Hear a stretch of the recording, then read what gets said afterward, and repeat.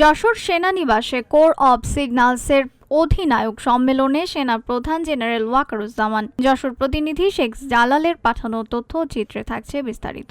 যশোর সেনানিবাসে অনুষ্ঠিত হয়েছে কোর অব সিগন্যালসের বাৎসরিক অধিনায়ক সম্মেলন। সকাল 10:30টায় সিগন্যালস ট্রেনিং সেন্টার অ্যান্ড স্কুলের সম্মেলন কক্ষে প্রধান অতিথি হিসেবে উপস্থিত ছিলেন সেনাবাহিনী প্রধান জেনারেল ওয়াকারুজ্জামান। সেনাবাহিনী প্রধান সিগন্যালস ট্রেনিং সেন্টার অ্যান্ড স্কুলে পৌঁছালে তাকে GOC, army training and doctrine command, corps of সিগন্যালসের জ্যেষ্ঠ officer adjutant general, commandant MIST, GOC 55 পদাতিক ডিভিশন ও এরিয়া কমান্ডার যশোর এরিয়া এবং commandant signals training centre and school অভ্যর্থনা জানান। সম্মেলনে সেনাবাহিনী প্রধান উপস্থিত কোর অব সিগন্যালসের অধিনায়ক ও অন্যান্য কর্মকর্তাদের উদ্দেশ্যে প্রধান অতিথির বক্তব্যে কোর অব সিগন্যালসের গৌরবোজ্জ্বল ঐতিহ্য এবং দেশ মাতৃকার সেবায় অবদানের কথা উল্লেখ করেন। সেই সাথে আধুনিক ও যুগোপযোগী প্রশিক্ষণের মাধ্যমে সক্ষমতা অর্জন করে একবিংশ শতাব্দীর কঠিন চ্যালেঞ্জ মোকাবেলায় প্রস্তুত থাকার জন্য